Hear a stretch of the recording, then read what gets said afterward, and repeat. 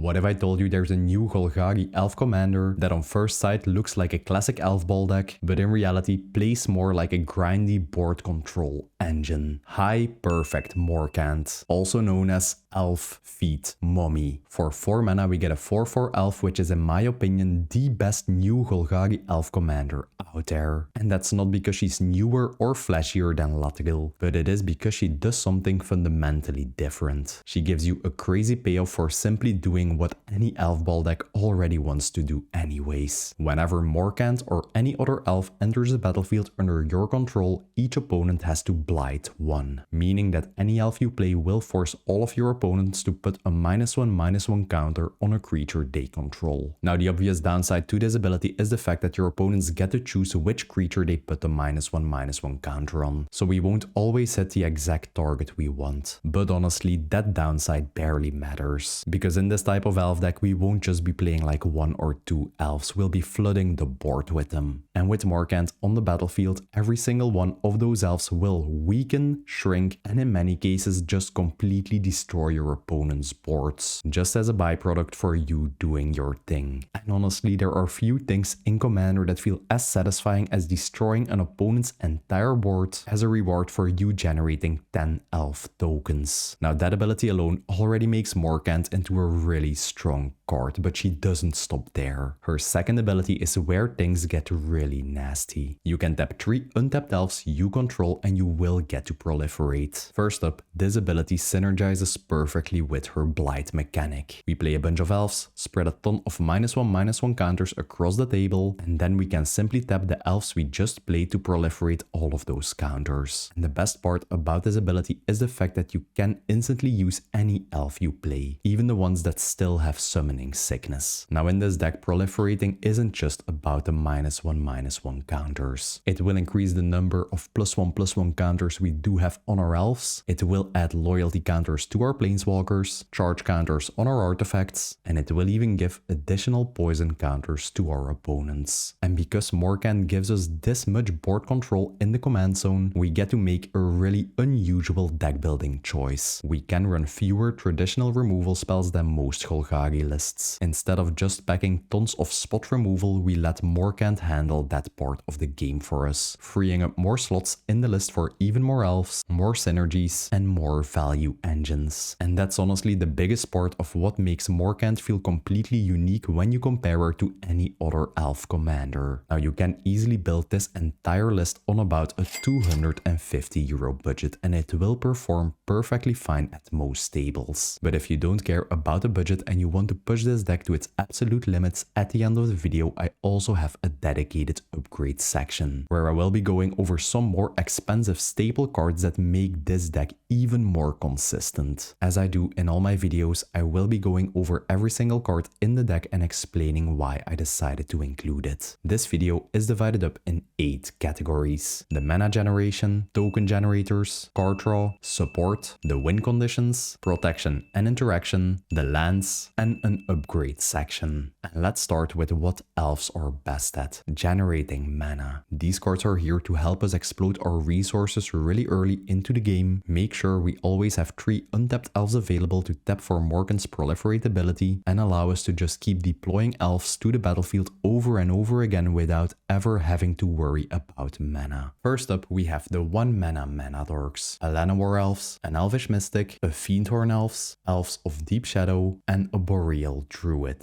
Now I know, these aren't the most exciting cards, but they are exactly what we need in this type of Elfball deck. They accelerate our mana from as early as turn 1, allowing us to play our 3 drops on turn 2, and they will enable us to cast Morcant on turn 3. And that early acceleration is exactly what allows this deck to start snowballing before your opponents are ever ready. Now in most decks, these cards are just dead draws later in the game, but in this deck they still have a use. Because all of these creatures have the elf typing, they will still give us Morcant triggers, they can be used to proliferate with, and they will benefit from all of the elf synergies we're playing in this deck. Birchlore Rangers, a 1-drop elf that will allow us to tap 2 untapped elves we control to add 1 mana of any color to our mana pool, effectively turning any pair of elves we control into mana dorks, meaning all of the elf tokens we generate, all of our elf lords, and even Morcant herself can now be tapped for mana. and the fact that this card adds mana of any color is actually quite relevant in this deck. Since this is mostly a green deck with just a little splash of black, this card will always guarantee us access to our secondary color whenever we need it. And what makes this card absolutely fantastic is, just like Morcant, due to the way of how this card's ability is worded, we will even be able to tap elves with Summoning Sickness for mana. So you can just generate a big batch of elf tokens and you will instantly be able to tap them for mana and follow up with even more elves, which in turn you will also instantly be able to tap for mana. Heritage Druid, a card that just like the previous card will allow you to tap elves for mana. And when you compare this card to Birchlore Rangers, instead of just getting 1 mana for tapping 2 elves, you now get a 3-for-3 deal, allowing us to set up some really crazy value chains. Generate some elf tokens, tap the elves you just generated to add more mana, follow up with more elf tokens, and you will essentially be able to just empty your hand on the table. Devoted Druid, a 2-mana elf we can tap to add 1 green mana to our mana pool. And on instant speed we can activate its ability to give it a -1/-1 counter and we get to untap the Druid. Now in most decks this is already a really solid card, because it's a mana dork that will essentially produce you 2 mana, but you will usually only be able to use its activated ability once because it has a base toughness of 2. In this deck we can sort of bypass that limitation. As you will see later in the video, we do have a ton of ways to get +1/+1 counters on all of our elves, and we can actually start proliferating them with Morcant. And whenever we do, we will be able to untap Devoted Druid like 3, 4, 5 times in a single turn, generating us a huge amount of mana. There is just one important rules interaction you do have to keep in mind with this card. If at any given time a creature has both a +1 and a -1 counter on itself, both counters will cancel each other out and both counters will get removed, meaning there won't be any counters left to proliferate. It's a weird little interaction that will come up more times than you think, and you really have to keep this in mind whenever you are sequencing your turn. Gyre Sage, a 2-mana elf with the evolve mechanic, meaning whenever a creature enters a battlefield under your control with a higher power or toughness than Gyre Sage, it will get a +1/+1 counter. And we can tap this creature to add 1 green mana to our mana pool equal to the amount of counters it has on itself. And all you need to get the ball rolling on this card is just a single +1/+1 counter, because every single time we are proliferating with Morcant, its body will grow in size and it will produce us more mana. A really fantastic little creature that just snowballs in the background while you're just playing the game. Priest of Titania, a 2-mana elf that will tap for 1 green mana for each elf on the battlefield. Now this type of mana producing effect is something you'd expect to be on a 3 or 4 mana creature, but here we get it stapled onto a 2-drop, making it into one of the most cost efficient mana generators in this entire deck. Now in this type of Elfball deck, this creature will usually tap for like 4 or 5 mana in the mid game, and later in the game it isn't that unusual for this creature to produce you more than 10 mana whenever you tap it. Fun fact, this ability will count all elves on the battlefield. So if your opponents are controlling their own Arbor Elves or Elvish Mystics as mana dorks, you will get to produce even more mana. Elvish Arc Druid.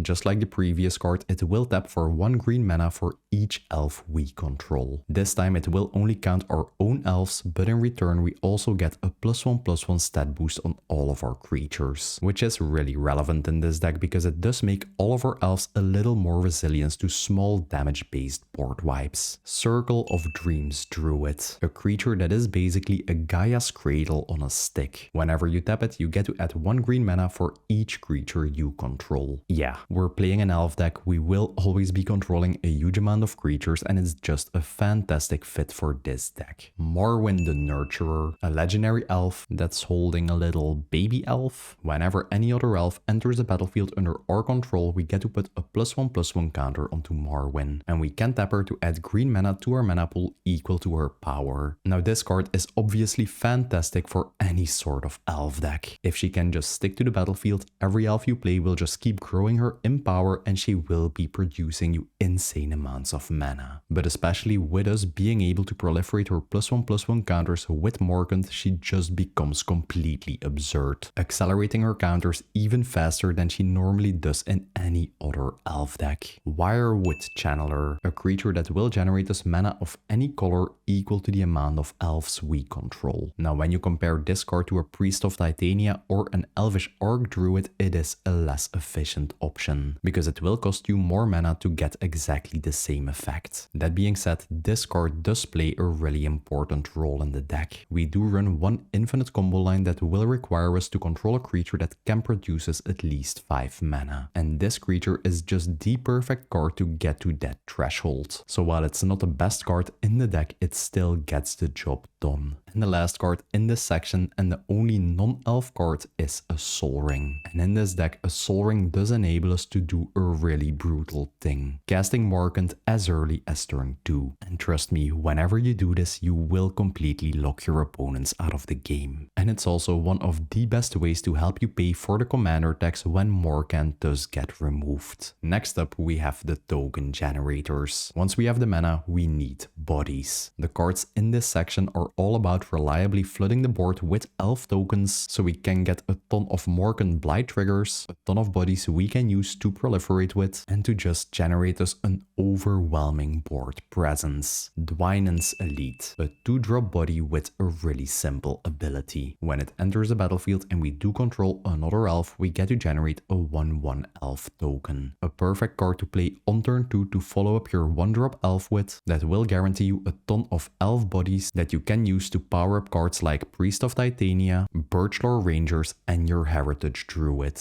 And later in the game, it is one single card that will give you 2 elf bodies, giving you 2 Morcant Blight triggers and 2 bodies to proliferate with. Elvish War Master. Whenever any elf enters the battlefield under your control, you get to generate a 1/1 elf token. This ability only triggers once per turn. The amount of elves that this simple 2-drop creature will generate us over the course of the game is just crazy. And as you will see later in the video, we do have ways to create elf tokens during our opponent's turns, allowing us to sort of bypass the once per turn restriction and generate us up to 4 additional elf tokens per turn cycle, which means more blighting and more proliferating. Just that ability alone would already be more than enough to include this card in the deck, but on top of that, it also has an activated ability. For 7 mana, we can give all elves we control +2/+2 and that touch until the end of turn. Now, it's not the most cost efficient pump effect by any means, but later in the game, whenever you do have like 10 elves on the battlefield and you do have the mana available, you can just activate this ability a couple of times and you will be able to take your opponents out of the game with this effect. Imperious Perfect, a 3-mana creature that will give all other elves we control a +1/+1 stat boost, and for 1 green mana and tapping it, we get to generate an elf token. Now, just like I mentioned when I was talking about Elvish Archdruid, the +1/+1 stat boost is actually quite relevant. It will make all of our small elves more resistant to damage-based board wipes, and if you can stack enough of these lore type of effects, they will actually have huge bodies you can start swinging with. And the fact that you get to generate elf tokens for just 1 mana on instant speed is just fantastic. With Morcant on the battlefield, you can use this to get an instant speed blight trigger, you can use it to generate chump blockers on instant speed, and you can use its effect to bypass once per turn triggers like Elvish War Master, Elven Ambush, and Elvish Promenade. Both are 4 mana cards with exactly the same effect. You will get to generate a 1/1 elf warrior token for every elf you control. Now, I must admit, in most decks, these cards are just absolutely horrible. And that is because they just feel like some win more cards. You already need a ton of board presence to get some decent value out of them, and they won't do anything whenever you are behind. But in this type of deck, they are just fantastic, especially whenever you do combine them with Morcant. Because let's say whenever you do have 5 elves on the battlefield, you can just play one of these cards, you will get to generate 5 elf tokens, you will get 5 blight triggers, and you will get 5 bodies to start proliferating with, instantly giving you a huge amount of value whenever you cast them. Latagil,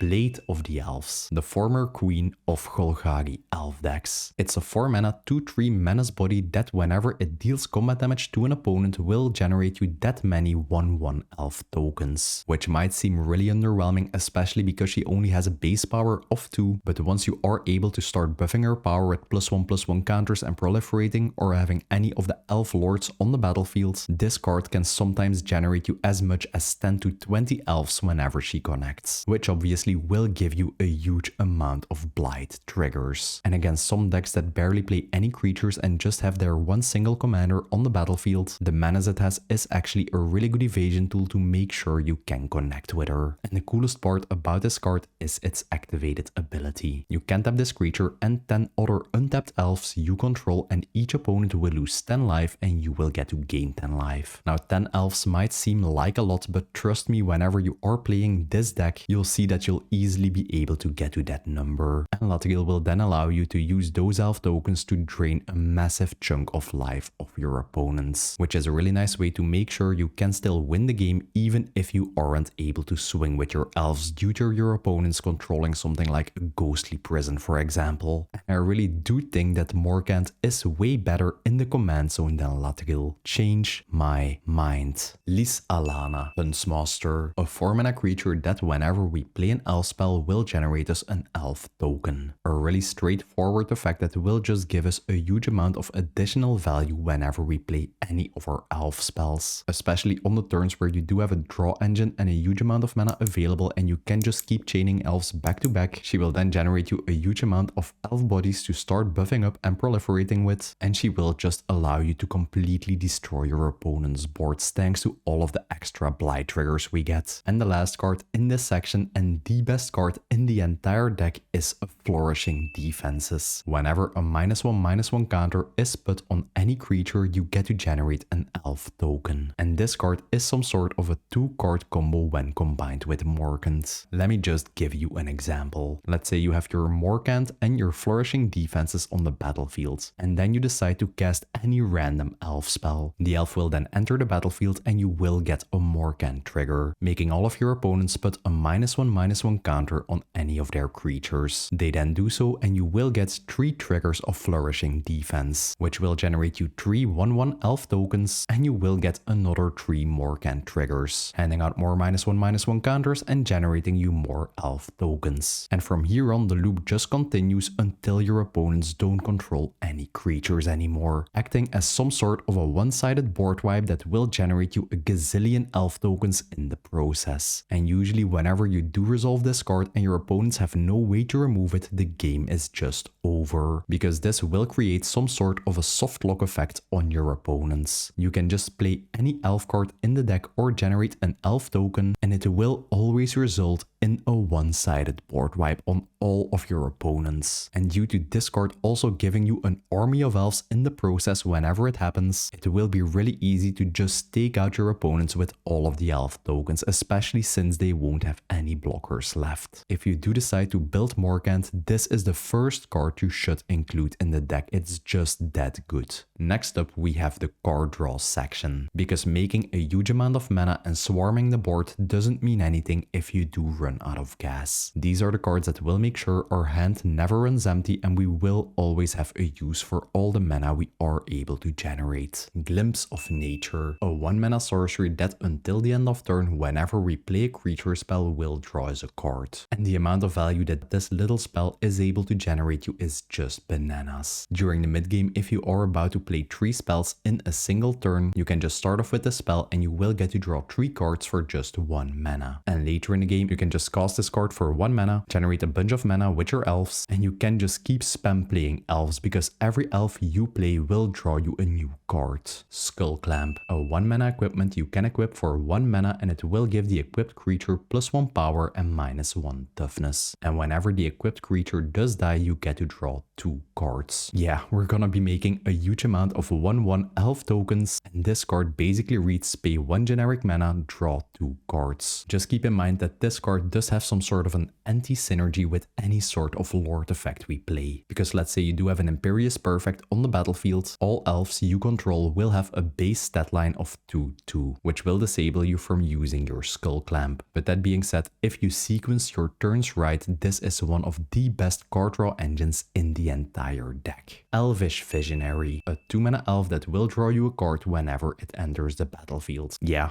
it's just a really simple elf cantrip body that will give you a blight trigger, can be used to proliferate, and will trigger any of the elf synergies we play in this deck. Leaf Crowned Visionary, another 2-mana creature that will give all elves we control a +1/+1 stat boost. A good way to make our elves more resilient, and that just stacks perfectly with all of the other buff effects we play in this deck. And whenever you cast an elf spell, you get the option to pay 1 green mana to draw a card. And since we are an elf deck, we will always have a ton of green mana available to use this effect, turning all of the elves you cast into cantrips and making sure you never run out of gas. Scamfor Avenger, whenever a non-token elf you controls would die, you get to draw 1 card and lose 1 life. Now, no matter what table you are playing at, you will always have elves dying, either be it due to them being used as chum blockers, dying to spot removal, and the worst nightmare of this deck, board wipes. And this card does act as some sort of insurance against any sort of board wipe, because if your opponents are trying to reset a board, you will lose all of your elves, but this card will draw you a huge amount of new cards. And on the next turn, you will just be able to rebuild all of your tempo. Generous Patron, a 3-mana creature with the support 2 mechanic, meaning whenever it enters the battlefield, you get to put up to 2 +1/+1 counters on any creature on the battlefield. Passively, whenever you put any sort of counter on any creature you don't control, you will get to draw a card. Now, obviously, we will always be using its effect to put those +1/+1 counters onto our opponent's creatures, meaning this card will baseline draw us 2 cards whenever it enters the battlefield, and synergizing perfectly with Morcant's Proliferate ability, because every time we proliferate either our -1/-1 counters or the +1/+1 counters this creature handed out, we will get to draw cards of it. Just keep in mind that this effect won't work with Morcant's Blight ability, because this creature will only trigger whenever you yourself put counters on a creature you don't control. But due to the way of how the Blight ability is worded, your opponents are actually the ones that put counters on their creatures and not you yourself. But even with that in mind, this card is just absolutely insane. Let's say you have -1/-1 counters on like 5 creatures on the battlefield, you can just tap 3 of your elves and you will get to draw 5 cards of that. Pact of the Serpent, a 3-mana sorcery that makes you choose a creature type, and then target player will lose life and draw cards equal to the amount of creatures of the chosen type you control. Now, obviously, with all of the elves we'll be controlling, this card will draw you between 5 to 10 new cards whenever you cast it, giving you some excellent value for just 3 mana. And a really cool thing you can do with this card is use it offensively. Let's say you do have 10 elves on the battlefield and one of your opponents is at 10 life or lower.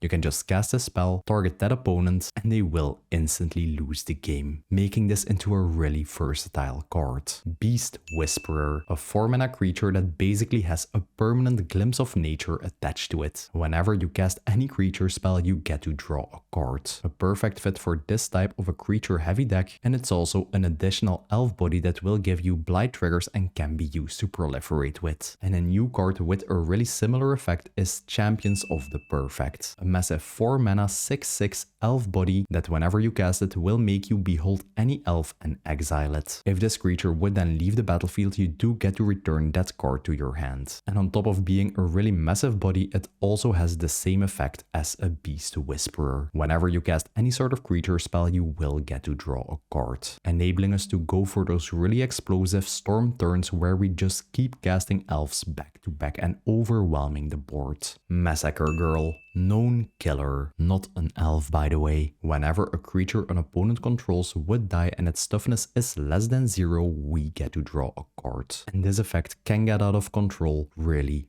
quickly. You can just have Morcant and discard on the battlefield, then just chain a bunch of elves, hand out a ton of blight counters, start proliferating them, and you will get to draw like 5 to 10 cards of Massacre Girl. And this card will also give all of your creatures the Wither mechanic. So instead of dealing regular damage, they will deal damage in the form of -1/-1 counters, synergizing perfectly with her card draw ability and with Morcant's Proliferating. Shamanic Revelation. For 5 mana you get to draw a card for each creature you control. Now in most decks I'm not that big of a fan of this card because paying 5 mana to draw a bunch of cards with the condition that you do have a ton of creatures on the battlefield isn't really all that worth it or consistent. But thanks to all of our mana generating elves, we will usually be able to cast this really early in the game before our opponents are ever able to deal with our little army, drawing us like 5, 6, 7 cards whenever we do so. And on top of that, this card also has the ferocious mechanic, meaning we will also gain 4 life for each creature we control at power 4 or greater. The life gain isn't the reason why this card is included in the deck, but I suppose in some situations it might actually win you the game. And the last card in this section is a Disciple of Realize, a 6 mana elf that whenever it enters the battlefield allows us to sacrifice another creature we control, and we will get to gain life and draw cards equal to the sacrificed creature's power. Now we're not a sacrifice deck by any means, but later in the game this card will actually give you a huge amount of card advantage. The main reason why this card is included in the deck though is because it is an MDFC land, meaning if you don't need its effect you can just play the backside, which is a land that taps for green mana and even enters untapped for the low cost of 3 life. There's really no reason to not be including any of these MDFC cards in your decks. Next up we have the support section. These are the cards that didn't fit into any other category, but they do bring a lot of utility to the table and they make the deck a lot more consistent. Essence Warden, a 1 mana elf that will generate you 1 life whenever any creature enters the battlefield. Now in itself, with all of the elves and tokens we'll be generating in this deck, it will generate you a huge amount of life over the course of the game, which will make it really hard for your opponents to win on combat damage. And one of the best things about this card is that it doesn't only count the creatures entering the battlefield under your control, it even counts opponents' creatures. So if you are playing against a Krenko player, for example, who is about to make 21/1 goblin tokens, your Essence Warden will see each one of them entering and she will gain you 20 life. A really solid value for just a 1-drop creature. Quarian Ranger, a 1 mana elf that will allow us to return a forest we control to our hand to untap target creature. This ability can only be used once per turn. Now as you've already seen, we do play a ton of creatures with some absolutely crazy tap abilities, like a Priest of Titania or a Circle of Dreams Druid. And getting the ability to just untap them by returning a land to our hand can generate you insane amounts of mana. And a really similar card is Wirewood Symbiote, which is not an elf by the way. It allows us to return any elf we control to our hand and we get to untap target creature, which obviously has exactly the same great applications as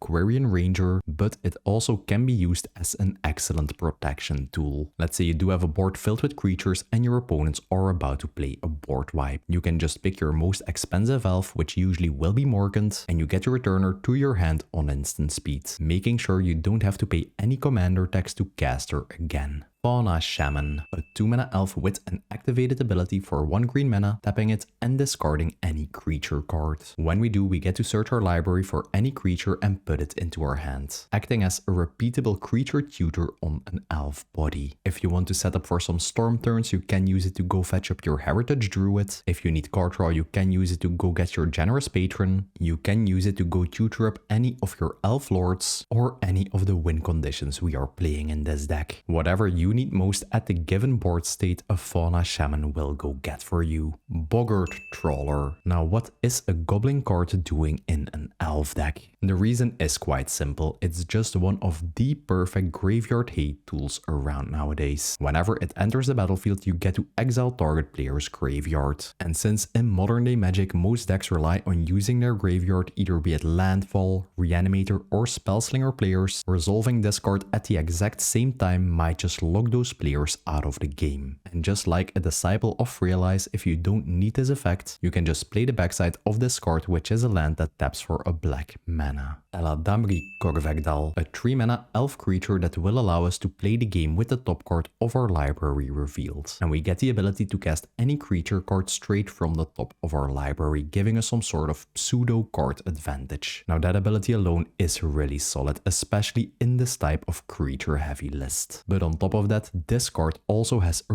really good activated ability. For 1 green mana, tapping Eladamri and 2 other creatures, we get to reveal a card in our hand or the top card of our library, and if it is a creature card, we just get to put it onto the battlefield for free, basically allowing us to cheat out any creature for just 1 green mana. And trust me, if you're not sold on Eladamri's power, just wait until you get a game where you are able to cheat out a Crater Hoof Behemoth for just 1 green mana. Realm Walker, the less powerful version of Eladamri. Since it is a changeling, it also has the elf typing, and whenever this card enters the battlefield, you have to choose a creature type. And just like Eladamri, you will be able to look at the top card of your library, and if it is a creature of the chosen type, you will be able to cast it from there. Another great way to generate your pseudo card advantage attached to an elf body. Elvish Harbinger, a 3-drop creature that whenever it enters the battlefield allows you to go tutor up any elf card from your library and put it on top. Yeah, we are some sort of an elf toolbox deck, and tutors will always be great, just allowing you to go fetch up the tool you need most at the given board state. And on top of that, this creature is also a mana dork, allowing you to tap it to add 1 mana of any color to your mana pool. A nice little way to give you extra mana, and that will make sure you have access to black mana. Formidable Speaker, one of the strongest elves we got in the entire Lorwyn set. Whenever it enters the battlefield, you get the option to discard a creature card. When you do, just like a Fauna Shaman, you get to search your library for any creature and put it into your hand, giving you the option to replace any card you don't like in your hand with a really relevant creature at a given board state. And on top of that, this card also has an insane activated ability. For 1 mana and tapping it, you get to untap target permanent. You can untap your Priest of Titania, your Fauna Shaman, your Latagil, and you can even use it to untap some of the crazy lands we're playing in this deck. Evolution Witness, the weird little elf mutant sister of an Eternal Witness. Whenever any amount of +1/+1 counters would be put on this creature, you get to return any permanent card from your graveyard to your hand. And in this type of deck, this card can be used to just recur your entire graveyard in a single turn. Because every time you do Proliferate with Morcant, you will get a trigger of this card,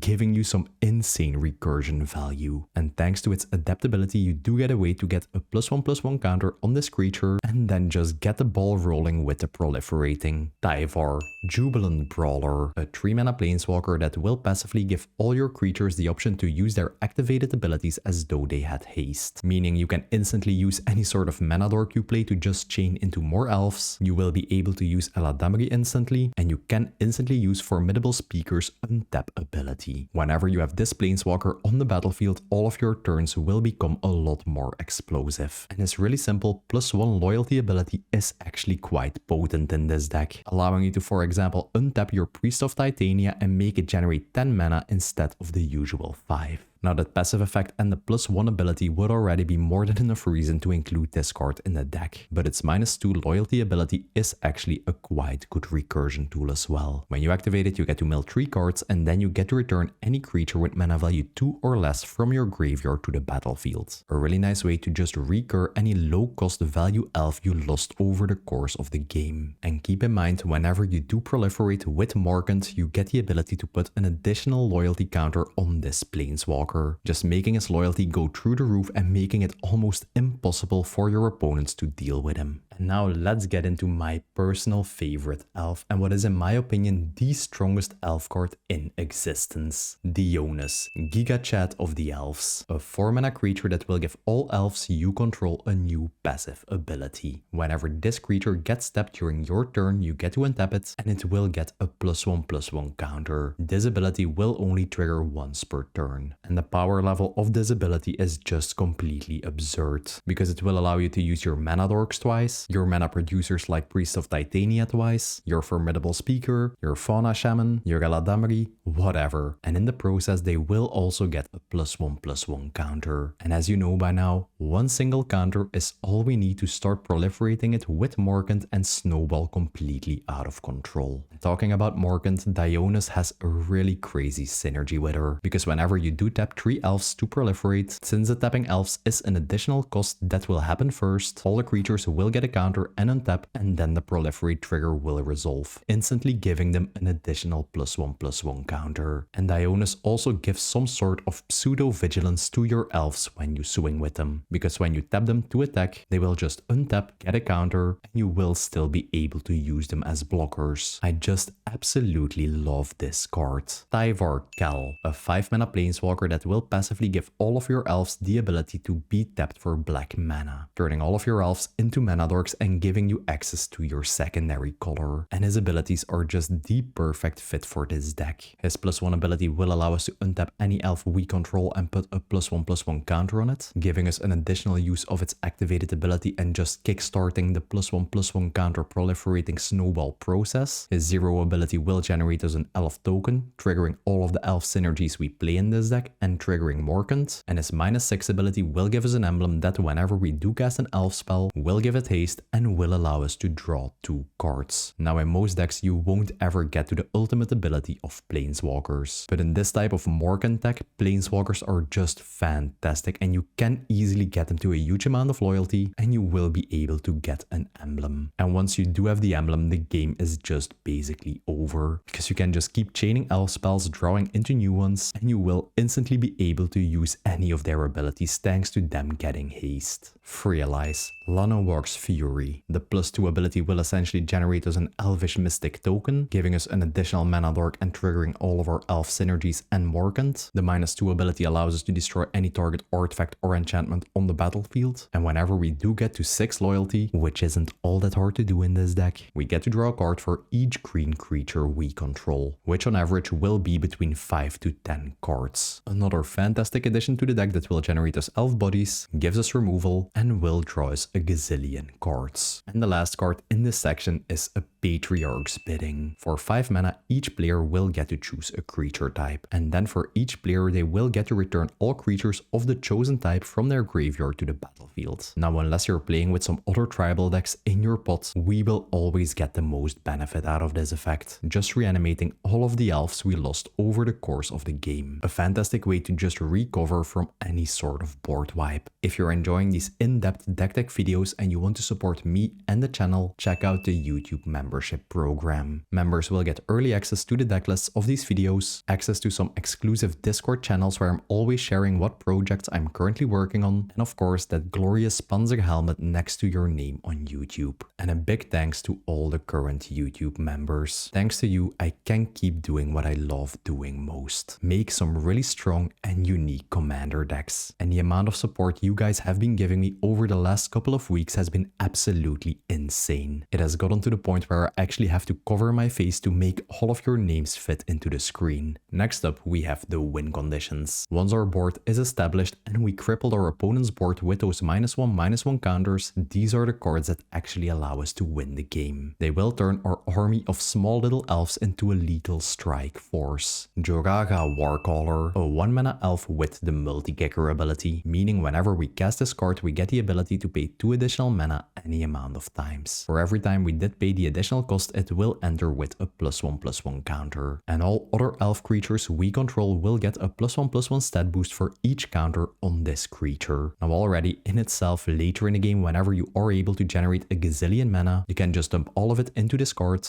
It will give your elves like a +5/+5 stat boost. But in this type of Morcant deck, this card gets even better. Because if you can just get one single +1/+1 counter on this creature, you can start proliferating it, which will grow your small little elf tokens completely out of control really quickly. Metallic Mimic, a 2 mana artifact creature that will get an additional type of our choice whenever it enters the battlefield. And each other creature that enters the battlefield of the chosen type under our control will enter with a +1/+1 counter. Now I know, that might seem really underwhelming, just giving all of our elves one tiny counter, but that one little counter is all we need to start snowballing absolutely out of control whenever we are able to start proliferating with Morcant, turning that one little counter into 3 counters, 5 counters, 10 counters, turning all of our little elves into massive 10/10 death machines. Azuri, Renegade Leader, a classic 3 mana elf lord with 2 fantastic abilities. For 1 green mana on instant speed, we get to regenerate any other elf we control. A really good protection tool to use whenever your opponents are casting spot removal at your elves, and since mana won't ever be a problem in this deck, you can just put a regeneration shield on all of your creatures whenever an opponent is casting a board wipe. And the second ability is basically a repeatable overrun effect for elves, which will for 5 mana give a +3/+3 stat boost to any elf we control, and they will also gain trample. Yeah, later in the game, whenever you do have a gazillion mana available, you can just pump it into this ability, activate it like 3 times, and you will just be able to take all of your opponents out of the game on combat damage. Galadrim Brigade,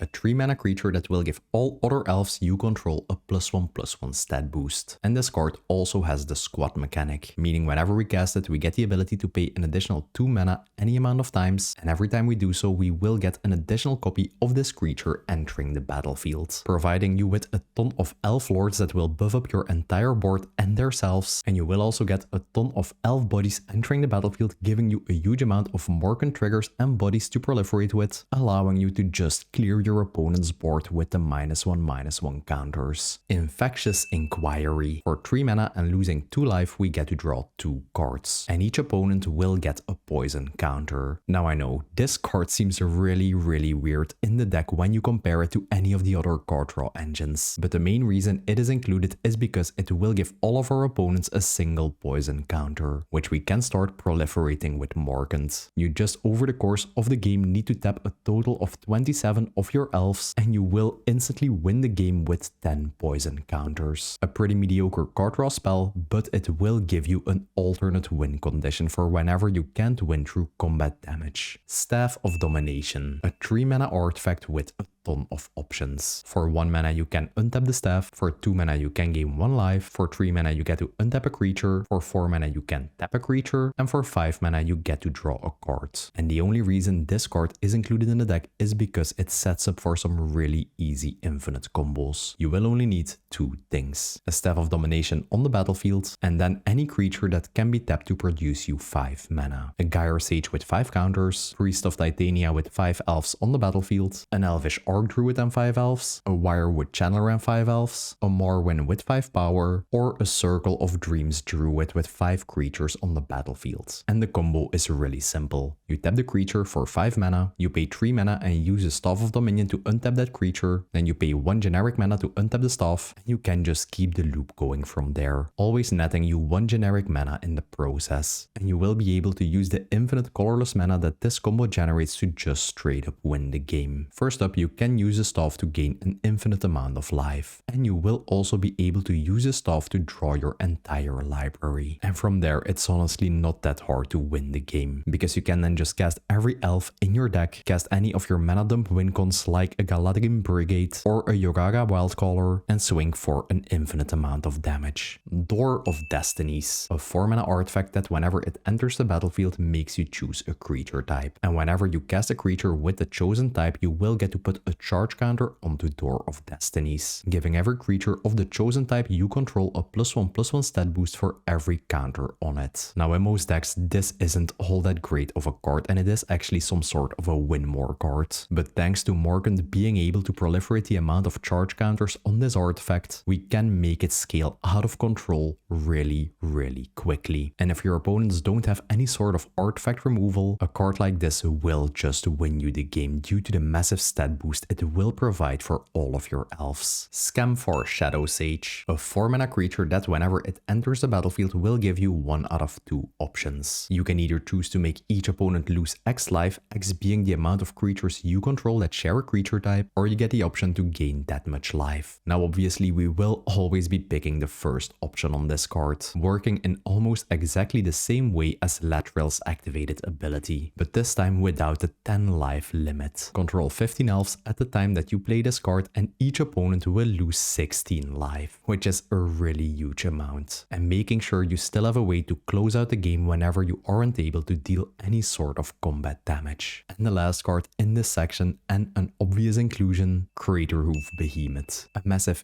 8 mana win condition that every commander player knows. Whenever it enters a battlefield, it will give all creatures you control +X and trample equal to the amount of creatures you do control. Yeah, even just having 10 elves on the battlefield will give all of them a +10 stat boost. They will all get trample and you will instantly be able to win the game. While this card doesn't really fit the elf theme of the deck, our elves will generate us a huge amount of mana, easily allowing us to cast this card, and it's just a really solid win con that your opponents can barely do anything against. Next up, we have the protection and the interaction. Even though Morcant already gives us a huge amount of board control in the command zone, we still need ways to protect her. The cards in this section will allow us to keep Morcant and all of our value engines alive, and they will allow us to disrupt our opponent's game plans. Malakir's Rebirth. For 1 mana on instant speed and paying 2 life, we get to give any of our creatures an additional line of text until the end of turn. Whenever this creature would die, we get to return it to the battlefield tapped. A perfect 1 mana spell we can use to counter any sort of spot removal or board wipe targeted at Morcant. And fun fact, whenever she does return to the battlefield, you will get 1 additional Blight trigger. And if you don't need the effect of this card for any reason whatsoever, you can just play the backside, which is a land that enters tapped and will tap for a black mana. And a really similar protection card is Revitalizing Repast. For 1 hybrid mana, we get to put a +1/+1 counter on any creature we control, and it will gain indestructible until the end of turn, both acting as a really solid protection piece and allowing us to hand out a counter we can start proliferating with Morcant later. And the backside of this card is a land that taps for either a green or a black mana and enters the battlefield tapped. Assassin's Trophy, the only sort of non-creature removal spell we play in the deck. For 2 mana on instant speed, we get to destroy any sort of permanent. The controller will get to search their library for a land or whatever, but that doesn't matter. You can use this 2 mana spell to deal with anything. Any sort of problematic enchantment, a Krenko that is about to pop off, and you can even use it against lands, which especially nowadays is quite relevant with landfall being this popular of an archetype. Collective Resistance, a 2 mana instant speed spell that will allow you to pick 1 out of 3 options. You can give any creature indestructible and hexproof until the end of turn, allowing you to protect your Morcant from any sort of exile-based removal like Swords to Plowshares or a Path to Exile. You get to destroy target artifact or destroy target enchantment. All 3 of the options on this card are just fantastic. And my favorite part about this card is that it has the escalate mechanic, meaning you can pay 1 additional green mana to choose an additional mode. And since we are an elf deck that will always have a huge amount of mana available, you will always be able to pick all 3 of its options combined.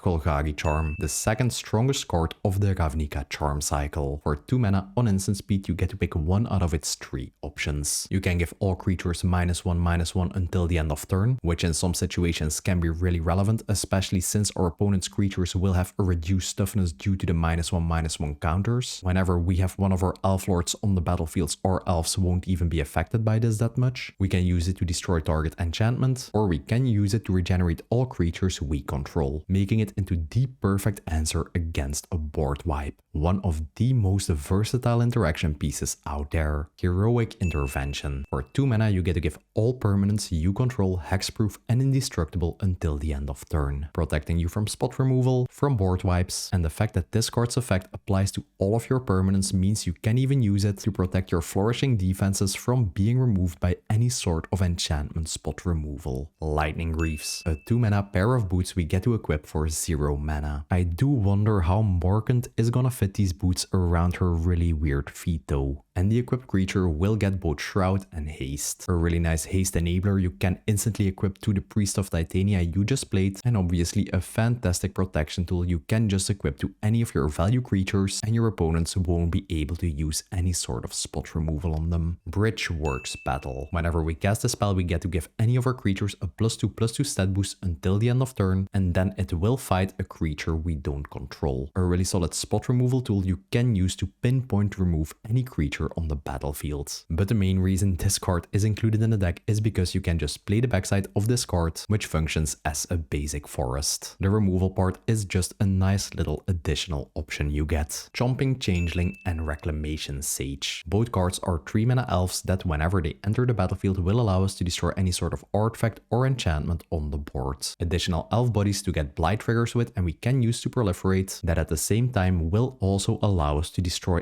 any value card our opponents might control. And the last card in this section is a Selfless Save Right, a 5 mana elf with the Convoke mechanic, meaning we can tap any creature we control to help pay for the mana cost of this spell. Whenever this elf enters the battlefield, we get to choose a creature type, and all creatures of the chosen type will get both hexproof and indestructible until the end of turn. So essentially an elf body with a heroic intervention attached to it. And obviously this card has the flash mechanic, meaning we can cast it on instant speed in response to any sort of spot removal or board wipe. You can just tap out all of your mana, leave 5 elves untapped, and you will still have a way to protect your entire board. Next up we have the lands. And before you ask, no, I didn't include a Gaia's Cradle in this deck, but we do run a couple of other utility lands, so I'll start by going over those. Bojuka Bog, a land that will enter the battlefield tapped and just like a Bogger Trawler will exile target player's graveyard. An excellent ability to just lock any sort of spell slinger, landfall or reanimator player completely out of the game. Evendo,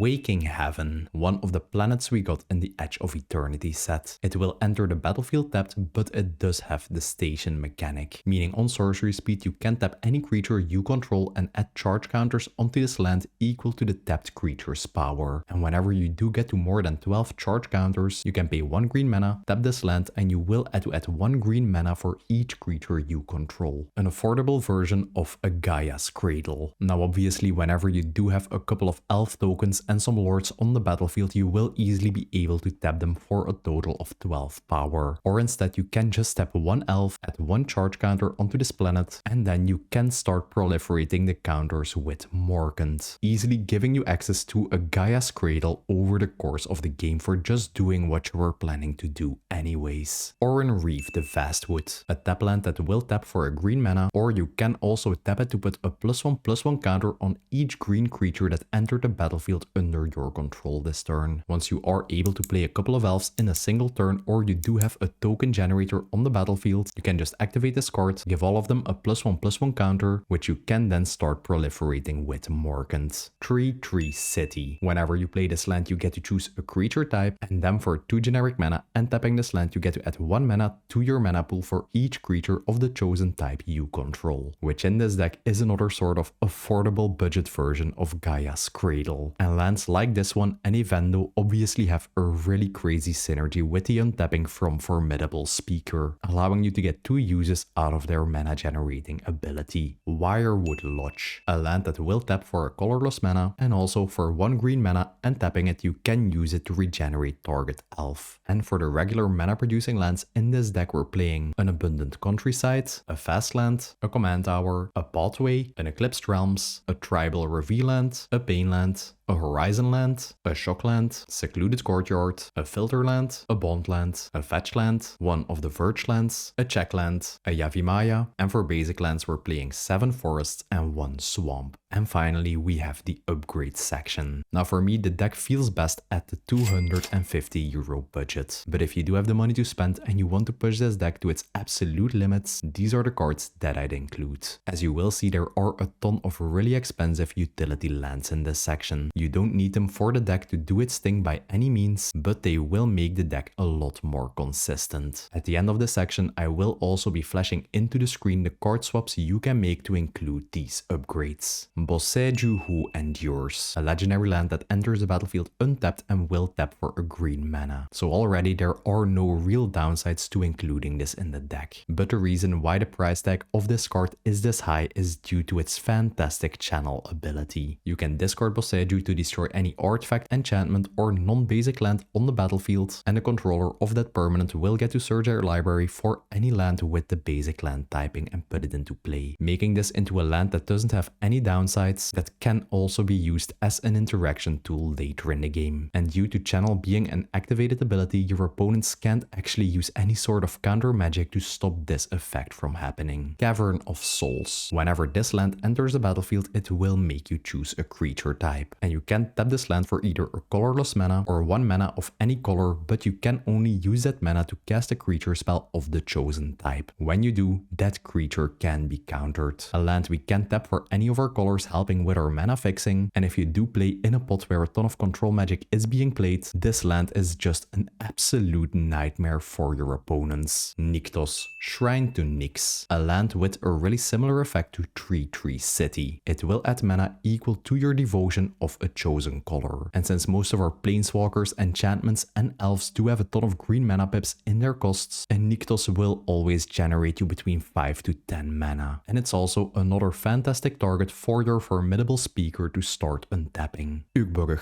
Tomb of Yawgmoth. For as long as this land is on the battlefield, each land will be a swamp in addition to its other types, meaning we will be able to tap any land we control for a black mana. Like I already mentioned, we are mainly a green deck. In some games you will just be crippled because you don't have access to any sort of black mana, but an Ugburg completely solves that problem. While it is really expensive, it will make the color fixing in this deck a lot more consistent. Alright, that's it for the expensive lands in the upgrade section. Let's get into the other cards. Allosaurus Shepherd, a 1 mana elf that can be countered and will prevent any green spell you cast from being countered. Just like a Cavern of Souls, this is an absolute nightmare for any sort of blue player, just making all of the counter magic they are playing completely useless. And just that ability alone would already be more than enough to include this card in the deck. But on top of that, it has a really great mana outlet ability that we can use as a win con in this deck. For 6 mana, every elf creature you control will get a base stat line of 5/5, and it will be a dinosaur in addition to its other types. And since this ability changes the base stats of a creature, on top of the 5/5 base stat line, they will still get the stat boost of any sort of counters or lord effects we have on the board. Badger Mole Cup, the most expensive card in the entire upgrade section. For 2 mana, you get a creature that whenever it enters the battlefield will allow you to Earthbend 1, turning one of your lands in a creature that will get a +1/+1 counter that we can obviously start proliferating with Morcant. And passively, whenever you do tap a creature for mana, you get to add 1 additional green mana to your mana pool. Now first up, entirely by itself, this is already a fantastic card, because you can play it on turn 2, Earthbend your land, and on turn 3 you will have 4 mana available by tapping the Earthbend land and you will be able to cast Morcant. But in this type of elf deck where almost all of our creatures can be tapped to add mana to our mana pool, the value this card will generate you is just absolutely absurd, just doubling up all the mana production we already have in this deck. And a fantastic card to spend all of that mana on is a Finale of Devastation. For 2 mana plus X, you get to search your library or your graveyard for any sort of creature card with mana value X or less and put it straight onto the battlefield, acting as a fantastic tutor card to just go fetch up any elf you need at a given board state, or a recursion piece to just get any elf back you already lost over the course of the game. But if the mana value you paid for X was 10 or more, all your creatures will also get a +X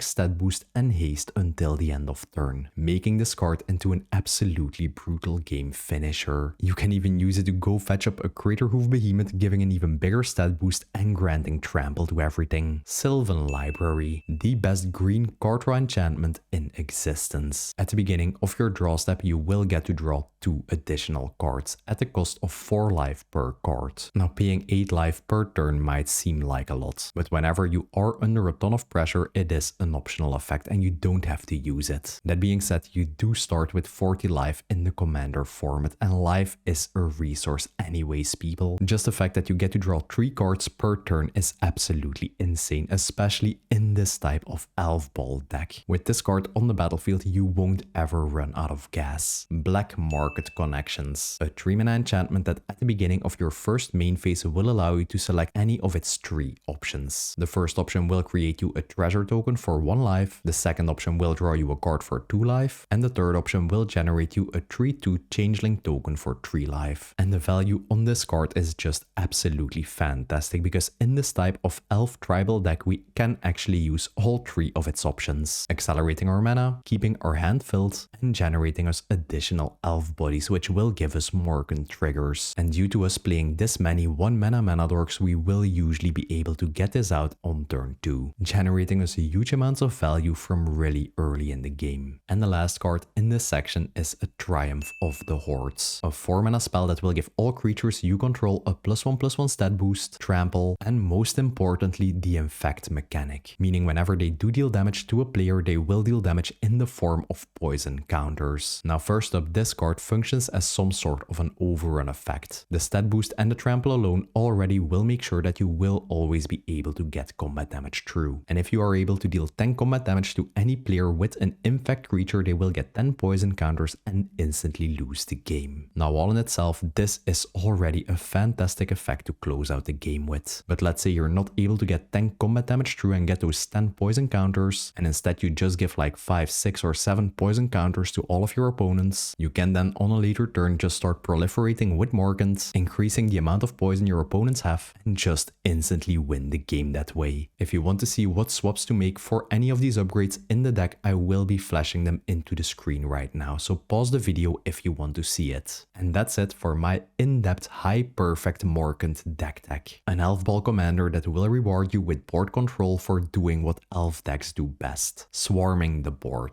It's really interactive and it scales incredibly well into the late game. If you made it all the way to the end of the video, let me know by dropping an elf emoji in the comments below. Share this video with any Magic player you've ever met, hit the like button, hit subscribe, and hit the bell notification icon so you won't miss out on next week's upload. Thanks for watching, enjoy drowning the table with elves and -1/-1 counters, and I'll see you in the next one.